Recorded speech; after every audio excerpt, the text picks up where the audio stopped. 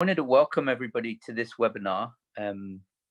We're gonna have some time with Dicken.bettinger this evening, which I'm looking forward to. But I'll give you a little bit of background. So these webinars are in the lead up to the 3P UK conference, which is called the Life 2.0 conference.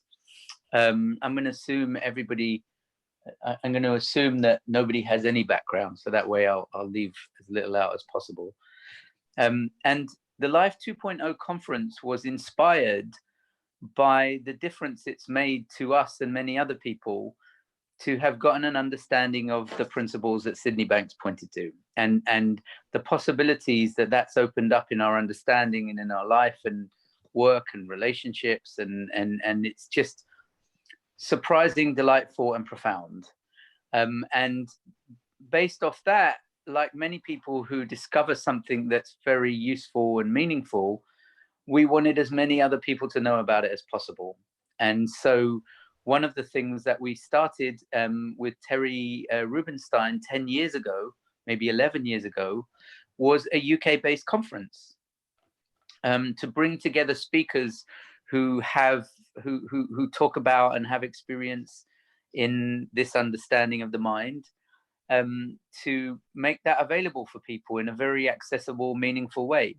And that conference grew from 120 people 11 years ago to the last 3 years, we've had nearly 1,000 people. And it's a non-profit event. It's run to meet its own costs. And I think there are some funds that go to charities as well. And so this year, and the conference has been very meaningful for a lot of people. We receive a lot of feedback about how getting an understanding of what we talk about in the conference has made a difference to a lot of people, and people in my family included. So it's been a very meaningful event. And as the pandemic began this year, we didn't really know what to do. We had a booking for a venue, we were planning towards the conference, and it looked very unlikely that we could count on having the conference. So the first thought we had was, well, okay, well, let's cancel it. But it just didn't sit right. It just didn't sit right to cancel it, because we really wanted it to be there for people. We really wanted them to be able to count on, there's a place you can come, find out more about this, get introduced to this, connect with other people that are interested or learning about it or new to it. And so we kind of racked our brains about how can we make the conference pandemic proof. And although there's no guarantees, as Zoom went down last week, we've tried to figure that out and put together a virtual conference. So it's been really gracious. All of our speakers have agreed to join us virtually. We have adjusted the timing so that it's more accessible globally. When you join the conference, you can attend all the sessions, but also access the recordings. And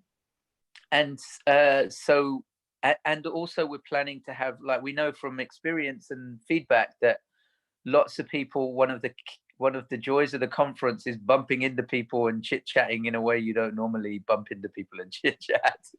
You make friends for life, or friends that you see every year at the conference. So we're also planning to have that kind of social aspect to it as well, where you can connect and meet people and bump into people and really have some time together, even though we'll all be in our own homes.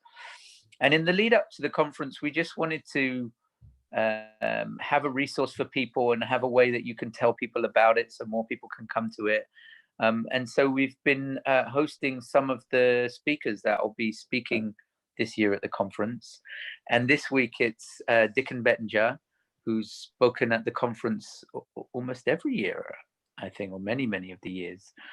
For those of you who don't know, Dicken is a joy to be around, a pleasure to know, but also a wonderful speaker on the topic of understanding the mind, because he has a really nice combination of a richness and depth of feeling, but also an interest in how it plays out for people, and the meaningfulness and that it has for people and individuals, and about whom he has, you know, he's very caring.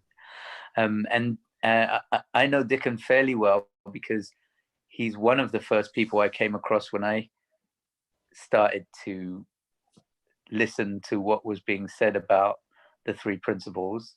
And so I've learned a lot from him over the years, as a teacher, as a colleague, as a friend. And so it's an absolute pleasure to have him involved in the conference and to do a webinar for us.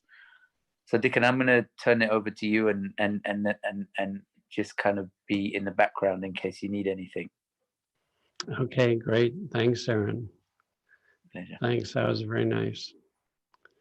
I have been speaking at the conference each year, and it's a wonderful gathering.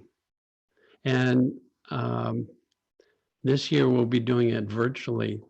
And I know that it can be, even virtually, it can be extremely powerful.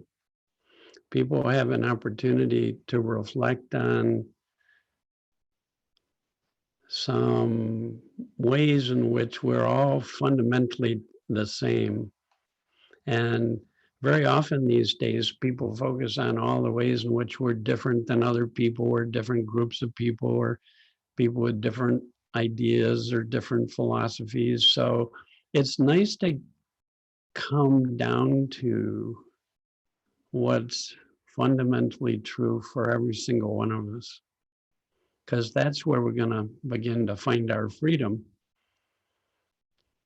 Now, when I talk about freedom, I'm talking about psychological freedom.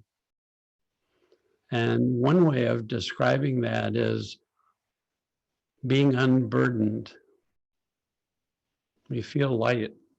You can see when we get burdened psychologically, we get serious, we get heavy, we get unhappy, we get upset, and we sort of get stuck there.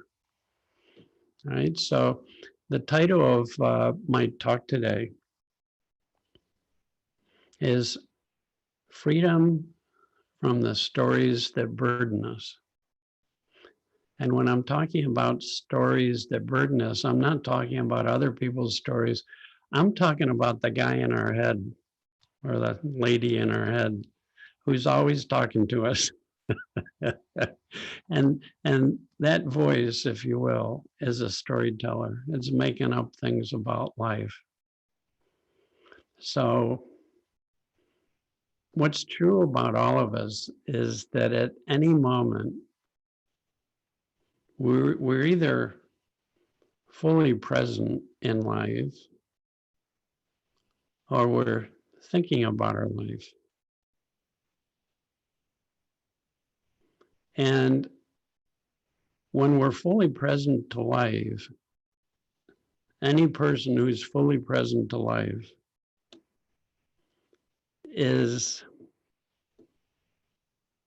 doesn't tend to experience psychological burden. I have all kinds of feelings, but unburdened. We're more like little kids or babies. We have thoughts and feelings flow through us, but we're not burdened by them. I'm going to suggest today, and it's been from working with clients and from my own experience and from things my teacher, Sydney Banks, talked about. The only time we get psychologically burdened is when we get caught up in our own thought stories that take us out of the now. And we start thinking about life in a way that creates feelings that weigh on us, that make us serious. Really easy to do for any of us.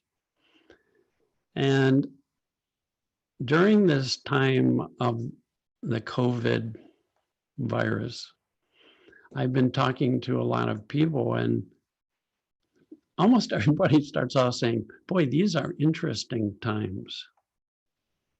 These are interesting times.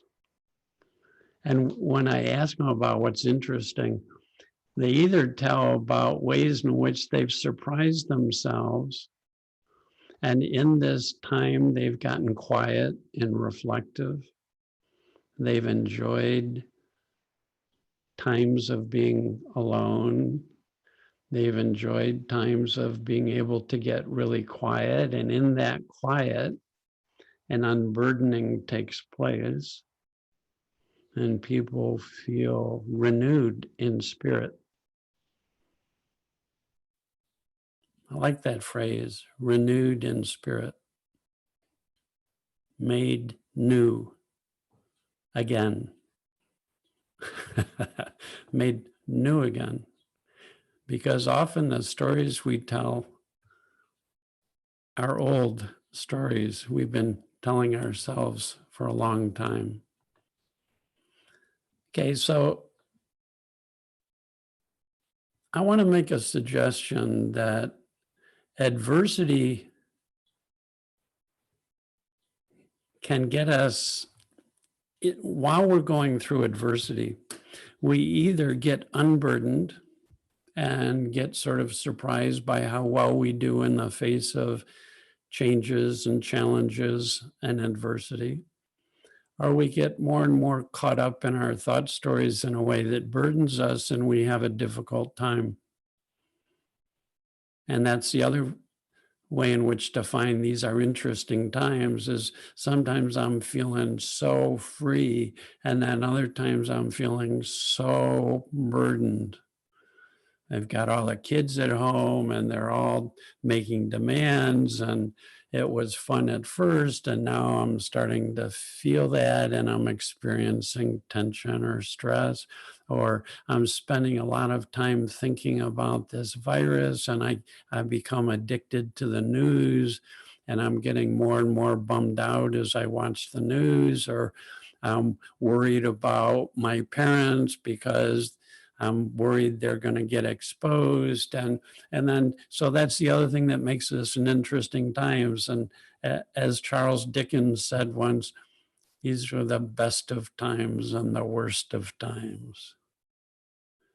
We get moments of enormous psychological freedom and being unburdened and feeling lighthearted and enjoying those moments alone or with family or with friends.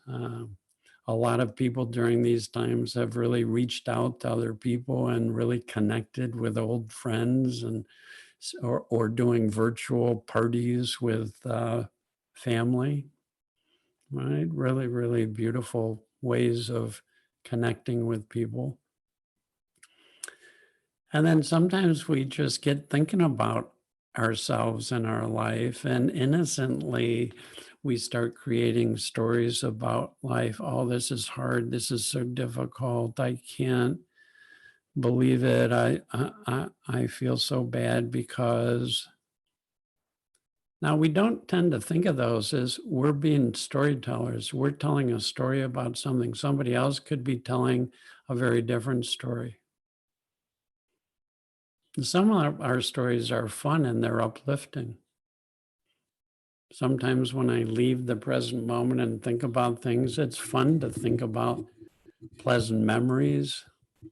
It's fun to think about things. Sometimes it's fun just thinking about ideas, right? Those thoughts don't tend to burden us, do they? They can be fun to do for periods of time, little thinking about things that are pleasant.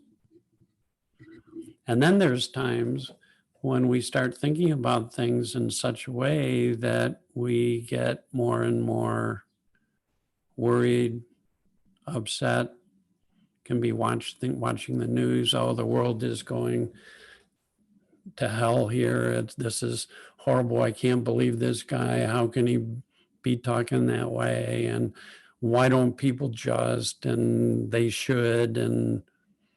And pretty soon we're telling ourselves stories that create a lot of burden.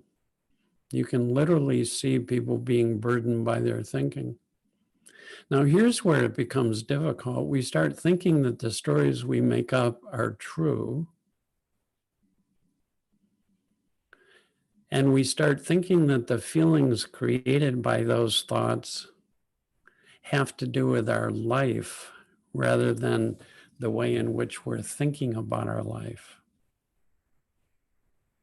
So I could watch the news and I could I could work myself up into quite a story about the state of the world and keep thinking about it in a way that I get really bummed out. And let's say I'm bummed out for hours and somebody walks up and says, "Dicken, what's going on?"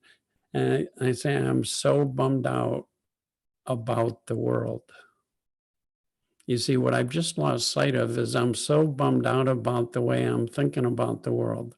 My stories are bumming me out. Isn't that interesting?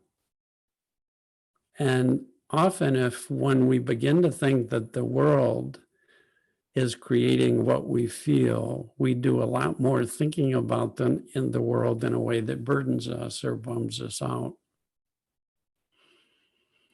Now,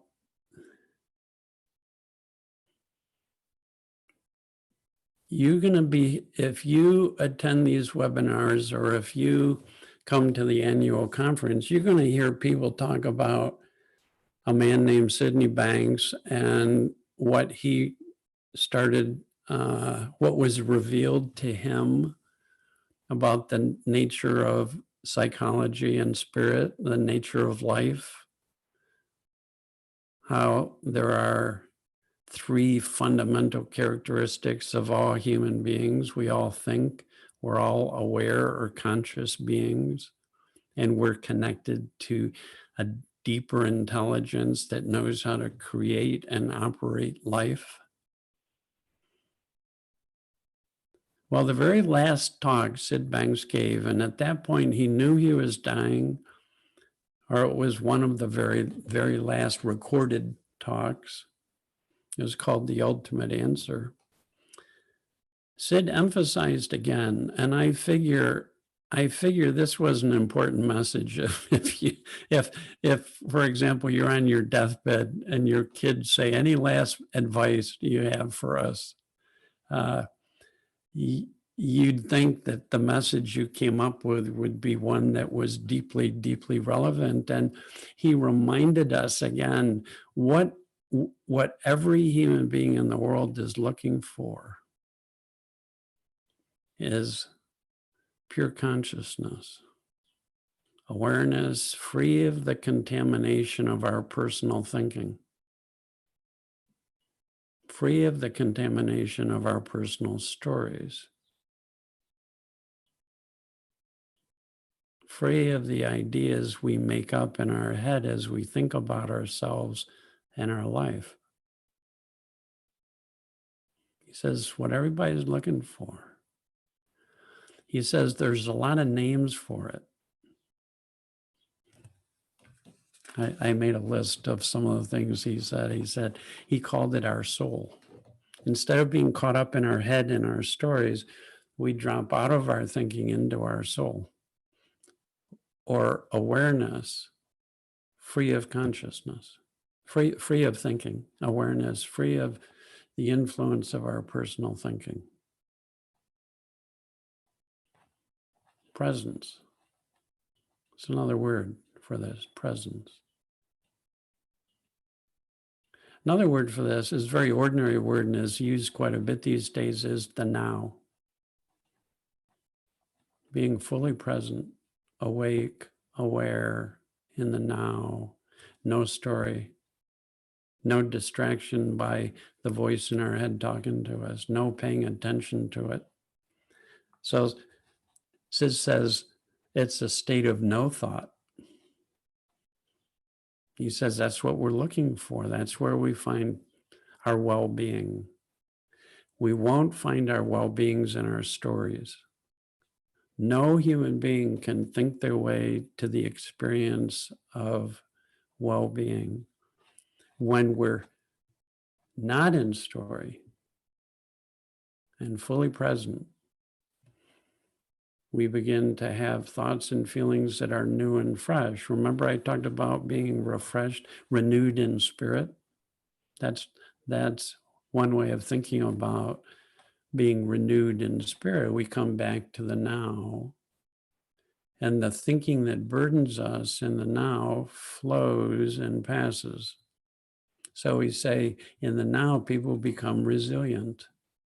They're able to get over that which burdens. As Sid Banks says, life is a contact sport. He says, we're going to get knocked down by our own stories, but it's the bounce that counts. How quickly do we get over our own stories, right? So we say well-being, one way of defining well-being is somebody who's very resilient. So I know when I've been really anxious for long periods of time without realizing it, I'm thinking about my life in a way that keeps those feelings alive.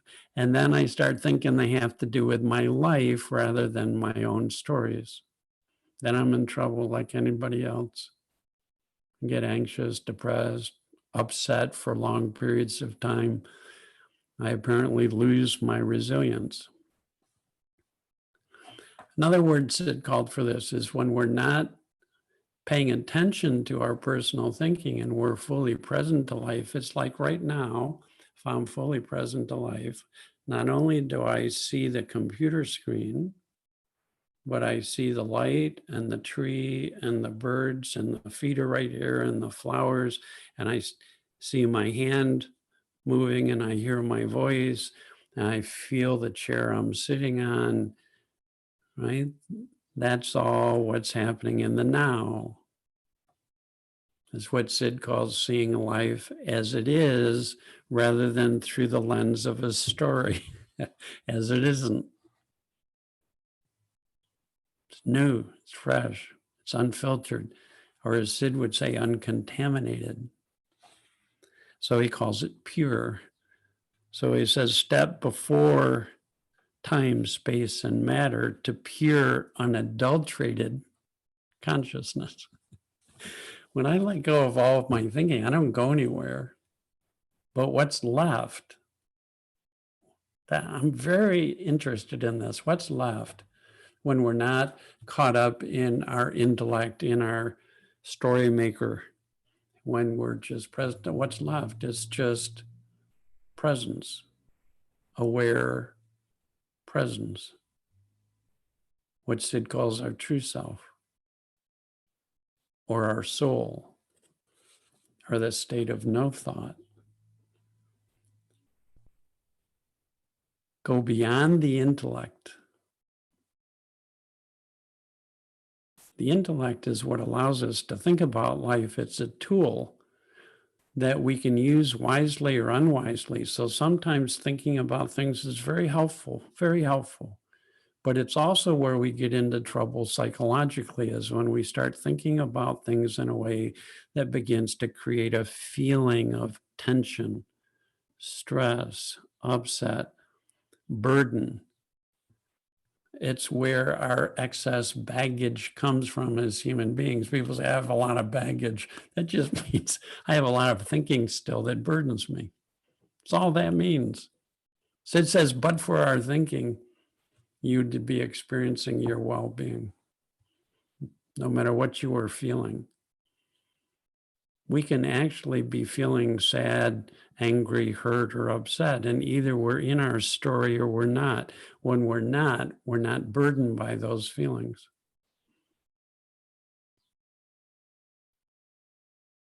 Just one of my teachers, Dr. George Pransky, used to call it, that's when we're comfortable being uncomfortable.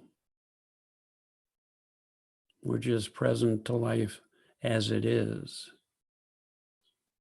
We're not trying to manage our experience. We're not trying to feel better, trying to be present, trying to think or not think.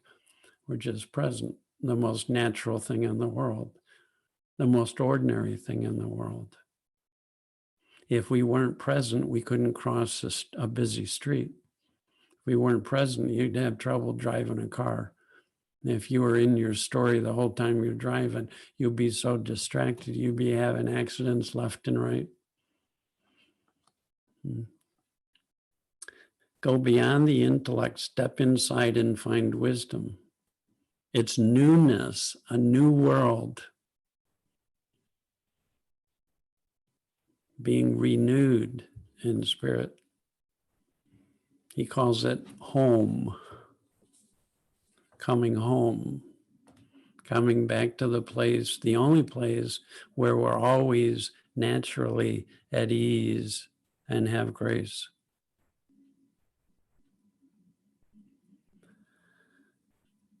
Now, I was someone who got exposed to the coronavirus. My wife and I both end up having the virus. And when I first started having the virus, my story maker started going crazy. And before I knew it, in my experience, I was already in a hospital on a ventilator, unable to see my family ever again, and I would die alone. That's where I went in my story.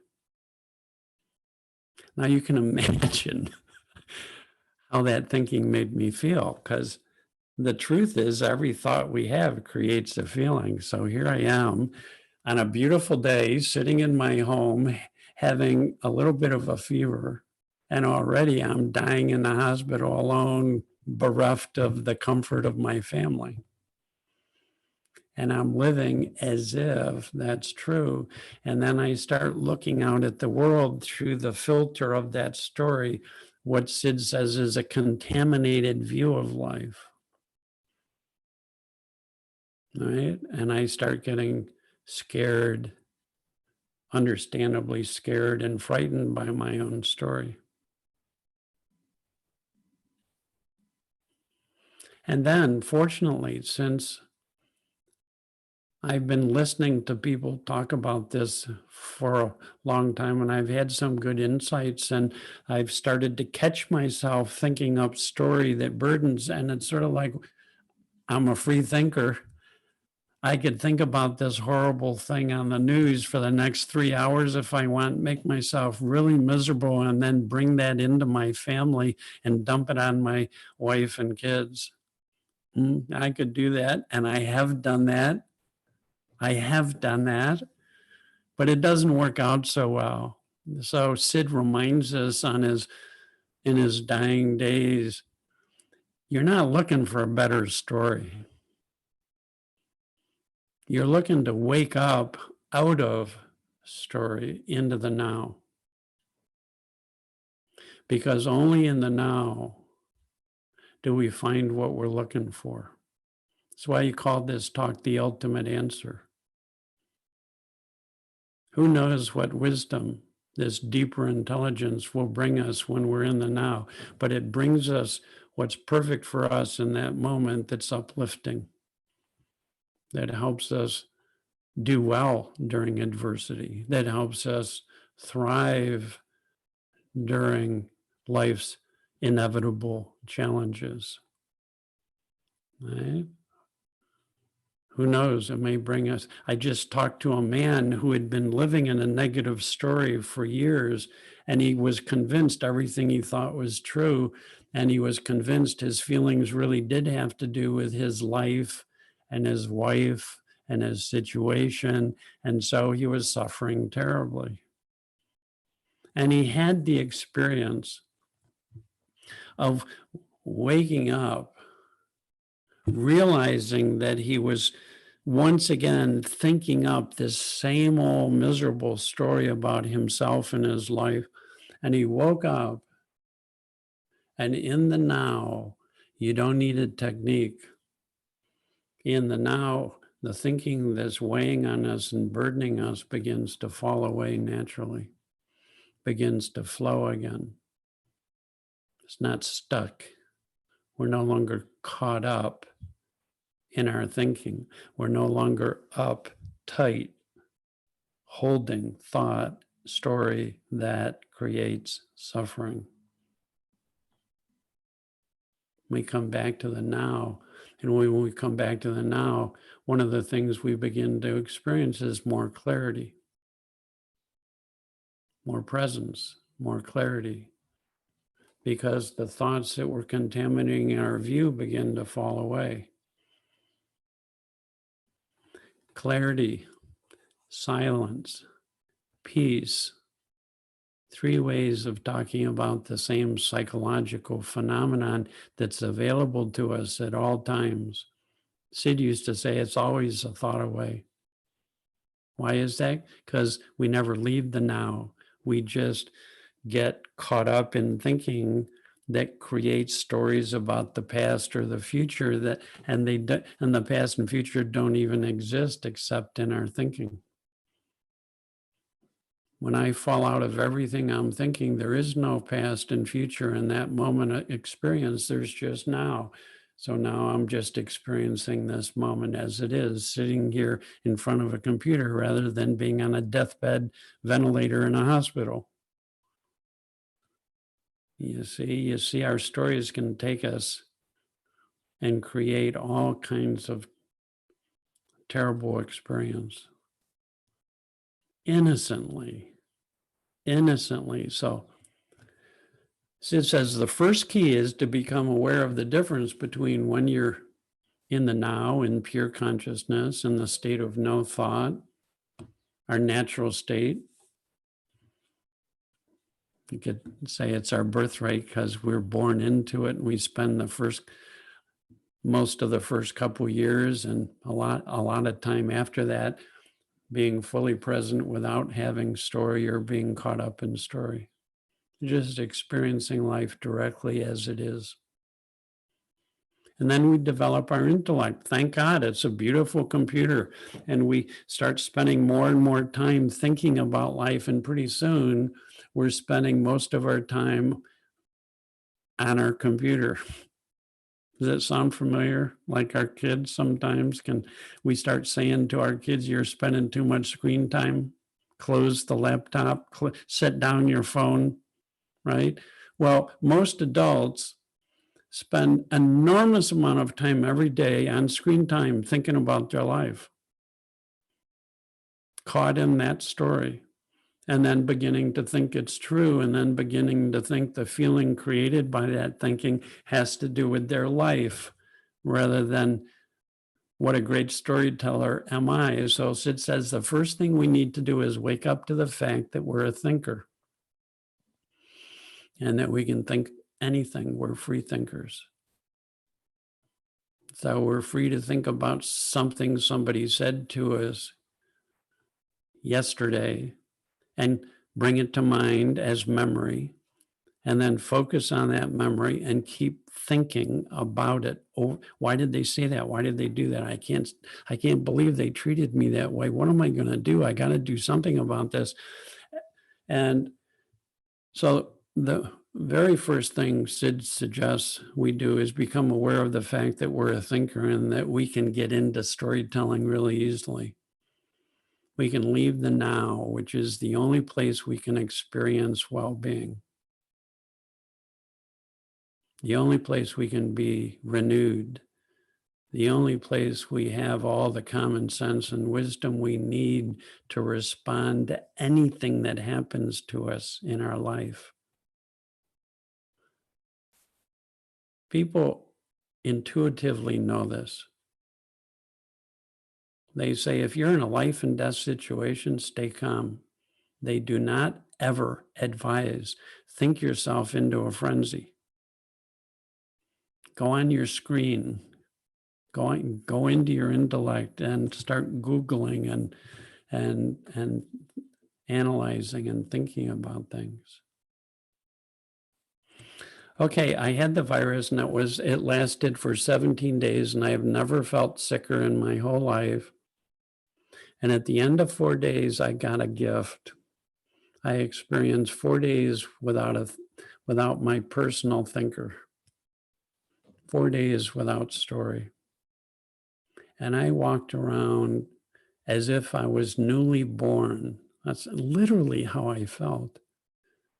And just the amazement of the beauty of life, because I was so fully present.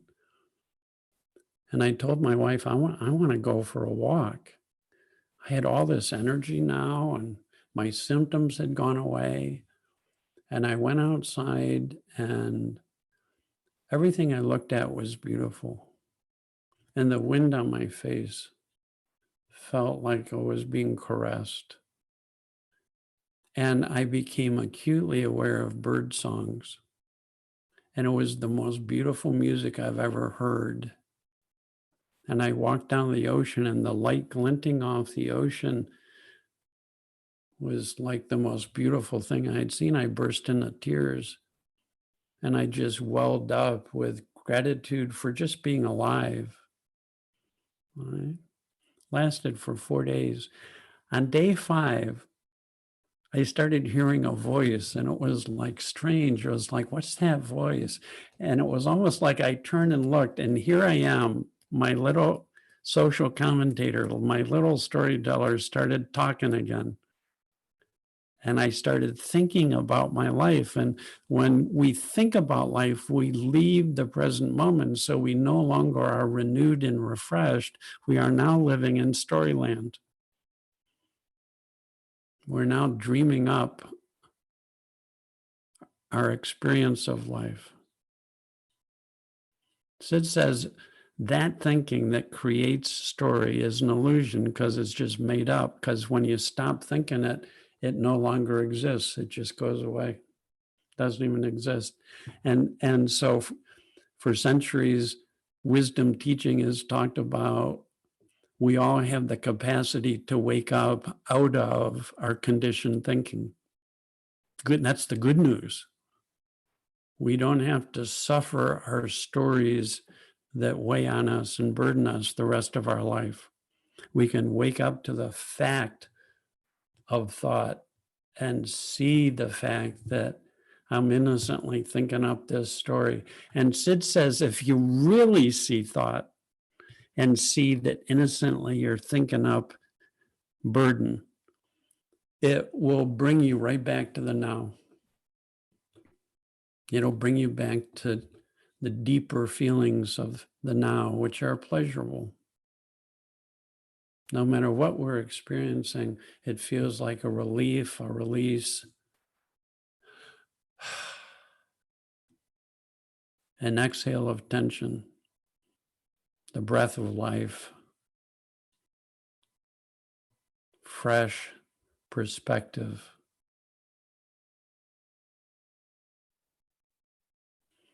So adversity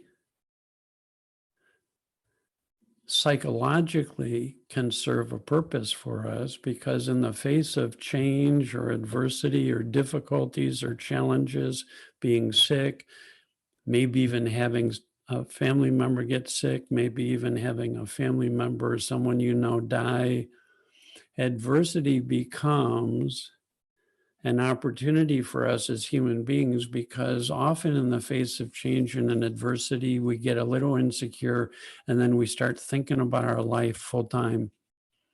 And then before we realize it, and innocently and unknowingly, all of that thinking story creates this enormous stress and burden. But adversity can also be opportunity for us to awaken. I used to watch the news, think about it, get all bummed out, and think that what I was feeling had to do with the world. Now I watch the news, I get bummed out, and it wakes me back up out of my thinking because it's my story that can really run with that, focus on it, think about it, get fixated on it.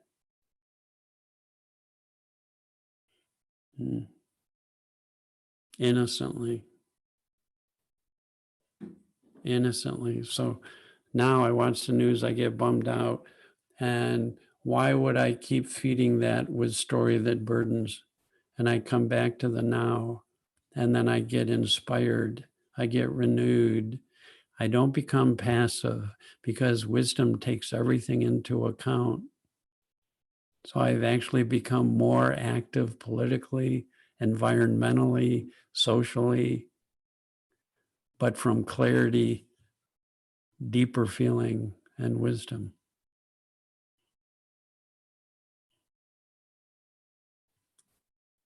So adversity becomes opportunity. Opportunity for us to do what Sid Banks calls looking within. You would say when you're having difficulty, if you look out, you can think up stuff, you can think up stories all day long. If you look out at the world, start thinking about someone's behavior or something that's happened or something that's going on. We're looking out. And Sid's advice is when you're having difficulty, look within. And hopefully you'll wake up to the fact that you're a thinker. Right at that moment, you're not present, you're thinking about something. Damn, how that works. It's like, I can't believe it. It's like, oh, Bettinger, would you get off it again? Oh, and then you begin to see, no wonder I'm feeling this way, given the story I'm thinking. We always will experience our thinking. Right?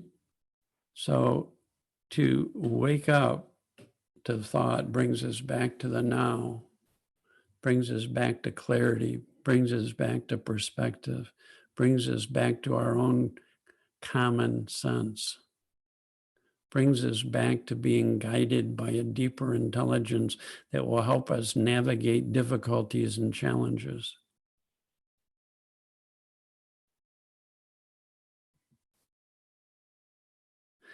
Well, freedom from stories that burden us. I'd love to hear, I wanted to be sure to leave time for people to comment or ask questions. It'd be really great to have this be interactive. It's a delight seeing people here. So however, Julian, are you unmuting or can people unmute themselves? Julian, we can't hear you. So I think, if I'm not mistaken, people can unmute themselves now. So if you have a question or a comment or something that you wanted to share, then please unmute yourself and do so. You're welcome. Can you hear me now? Sorry. Yeah, I can hear you now. Yeah, my microphone stopped working. Yeah, people can now unmute themselves.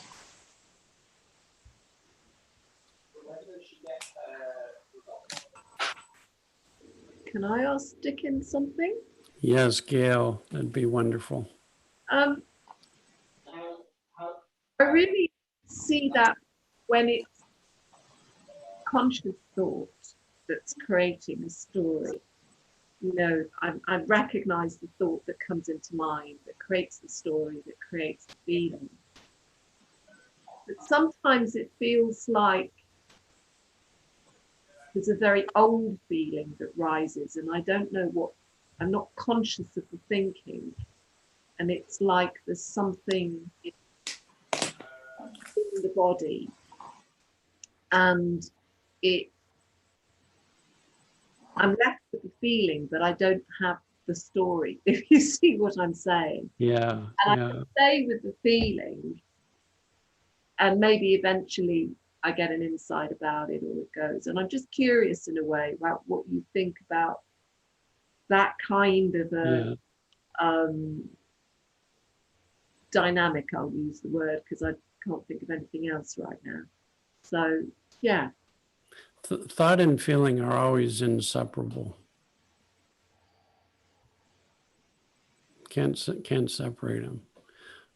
A lot of our thinking is not thinking that we hear. But when an old feeling old feeling. I know what you mean. It's like, oh, there's that feeling again. When it comes up, in a sense, if I recognize the fact of thought, what happens is it brings me back to the now. And then it doesn't matter what I'm feeling. I'm not thinking about it now. I'm not leaving the now to think about.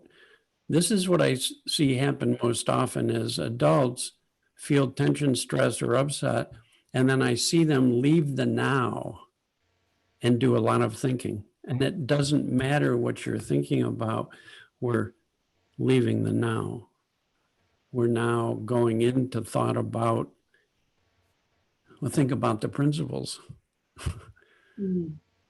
That's a problem, right? We can't, thinking about the principles doesn't wake us up to the now. It's just more thinking, more personal thinking. So tension, stress, upset as feelings are friendly. They're part of this beautifully designed system. They wake us up to the fact of thought, that if we realize the fact of thought, it brings us right to the now.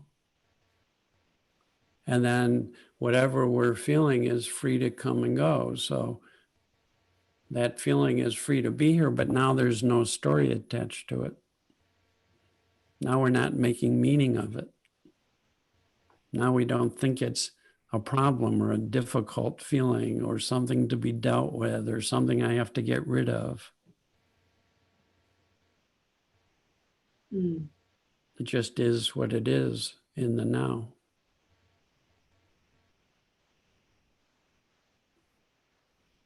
Pure consciousness is like the metaphor used for pure consciousness that's been around for centuries is the sky. When we rest in the sky or when we rest in pure awareness, this vast open field of awareness, thoughts and feelings can come and go freely. That's why Sid says what every human being in the world is looking for is pure consciousness, presence. Because then there's not a psychological problem and you're free to feel every thought and feeling, but it's free to come through without grabbing onto it and thinking about it. So it's like the grabbing on is the problem. Grabbing on, there's a lot of ways of saying grabbing on, believing it, thinking it's true, holding it.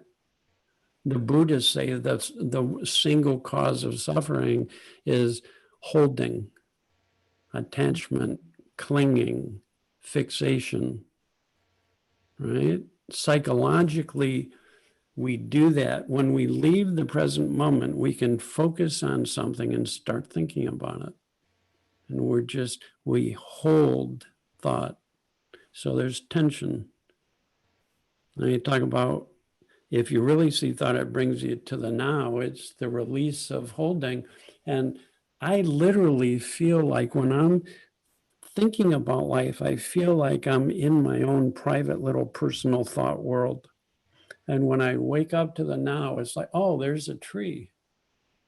Oh, here's the light. Here's my hand. It's like, it's a panoramic view, wide open. So openness is often used as a metaphor for pure consciousness. So we wake up to the fact of thought. And if we really see thought, this is one of my favorite quotes of Sid's. If we really see thought, it brings us to the now. It brings us back to happiness. Now, it doesn't mean happy in the traditional sense. You can be feeling sad or hurt or angry, but when we're in the now, we're not holding. And so when we're not holding, all experience is energy. And when we're not holding in concept or idea or belief, that energy expands. It's its very nature. It's like light. It radiates. We lighten up. Right? We're not so serious. We're not so fixated. We're not so holding.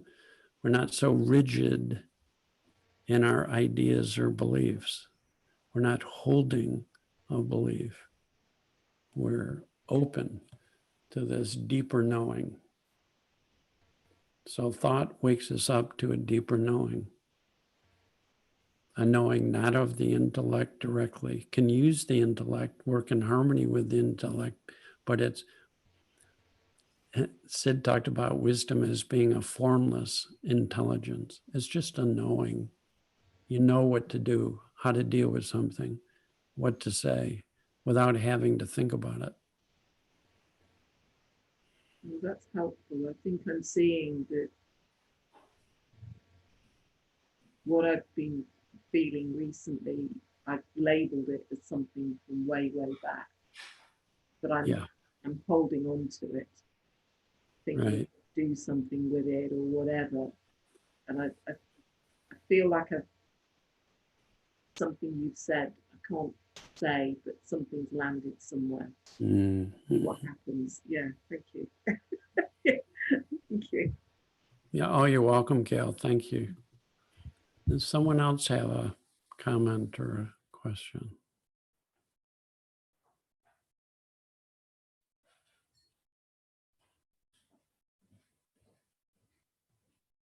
Hi, Dicken. Thank you for that. It was beautiful. I've just seen how everyone's just making up everything. I listen to the news. Whatever the politicians or anyone is saying, they're all just making it up because nobody knows. Yeah. And I've started to preface almost everything with, well, the story that I've made up that's going to happen is, because it's just, this to me has shattered the illusion of absolutely everything, that we're not in control. We thought we were in control. It's shattered so many illusions for people and helped them to see that we are just all making it up. Everything around this virus is a story. And when we're free of story, we don't become passive or non-responsive, because wisdom is a responsive intelligence.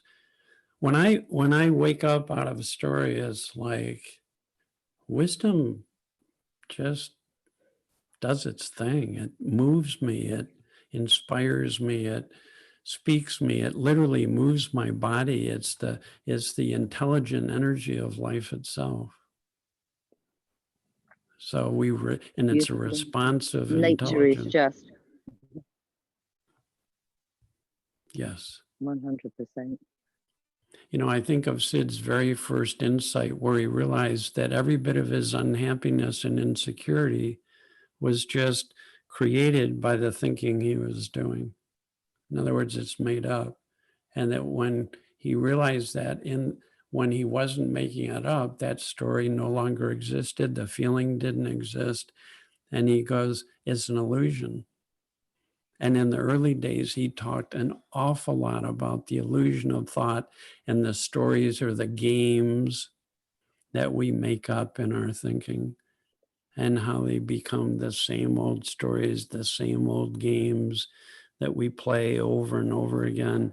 And then what a powerful thing for any of us to start waking up to the way in which when we think about life, we're making up a version about life. Yeah, makes me laugh all the time. Yeah. Thank you. Thank you. Anybody else?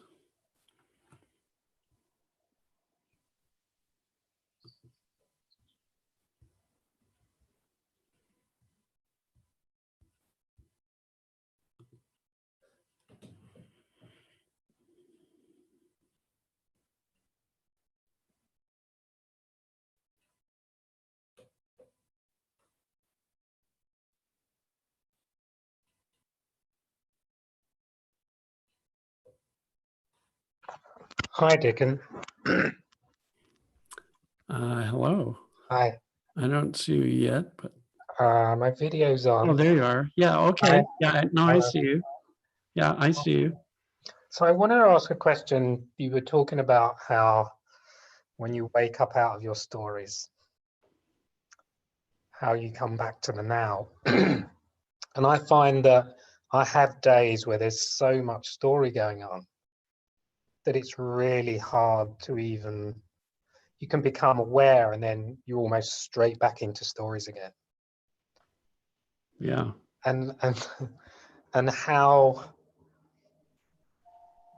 can you, I don't want to say beat it, but how can you maybe be a little bit more aware when you're going into that repetitive? The reason being, I had one of those days today. Now, thankfully, I don't have that many, but when I'm in it, it's just, you can't come out of it for some reason. Yeah. We haven't, in those moments, we haven't really seen the fact of thought. We're just thinking about our thinking.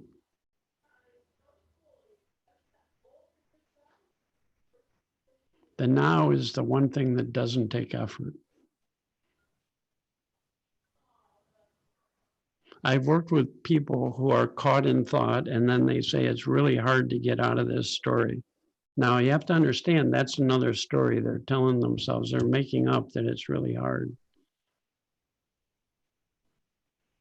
Right? Because I've never met a person who is completely consumed by stories saying it's really hard to get out of it. If I say to them, well, just listen and I'll talk to you about this. And people immediately let go of their story completely and go, okay, I'm listening. That's why Sid says it's the thought away, no matter what story you're telling yourself. And in the now, you're not trying to stop your story or fix it or change it or improve it. You're not trying to work on your thinking in any way. That's all more story. In the now, you can have all kinds of thoughts coming and going. The sky doesn't care if there's a flock of birds squawking through it. There's presence. So you get more familiar with what Sid called pure consciousness.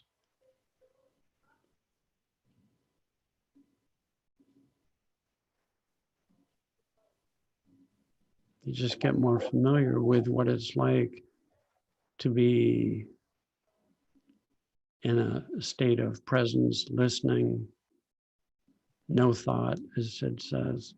Gets more familiar because it's the one thing we can't do and it's really easy. It doesn't take any effort. If we're effort, we have a story about what we should do and how we should do it. Yeah, I've been aware of that, of trying to think about it and chase it, and then you're back into thinking again. You've just swapped. Yeah, that's right. You said you just swapped to a 3P story. It's true. It's like we got the remote control and we're in our mindset and there's lots of channels and we can think about something and get upset and then we go, oh, I'm thinking. Then we think about the fact that we're thinking and then that's another channel. And then we think about how hard it is to get out of thinking. That's another channel. And we just keep constantly and chronically thinking. That happens. But the good news is any of us can wake up to that trick of ego. We're either in the now or we're thinking about ourselves or our life. And we're a thought away from the now because it's never gone anywhere. It just gets covered over by the thinking we're doing, or it appears as if we're somewhere else, like the past or the future, or in a problem or an issue.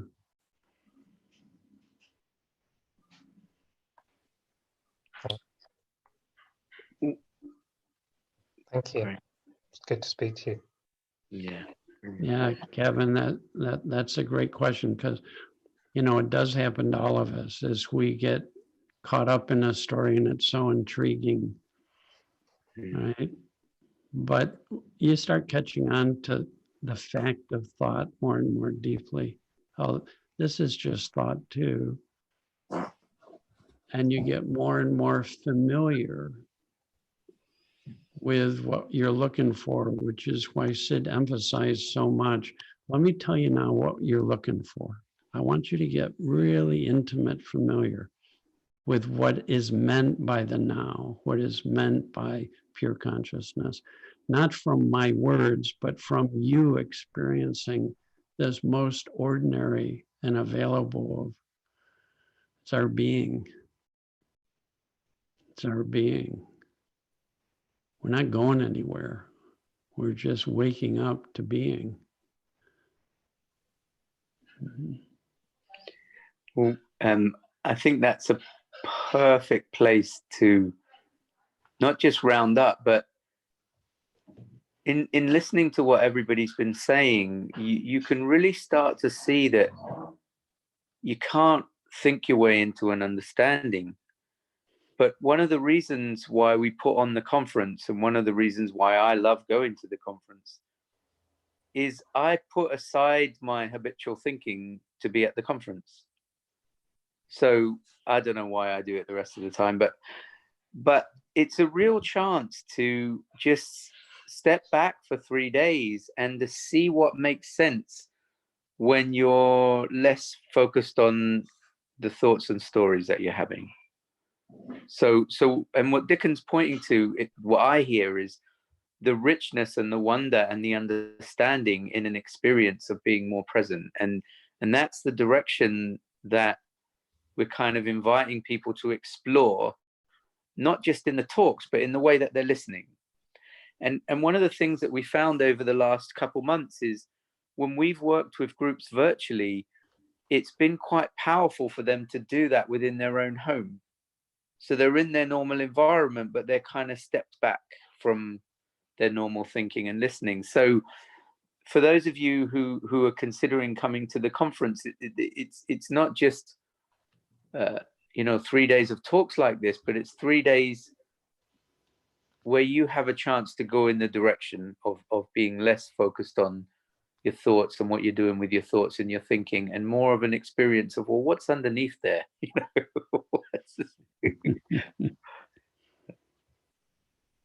Yeah.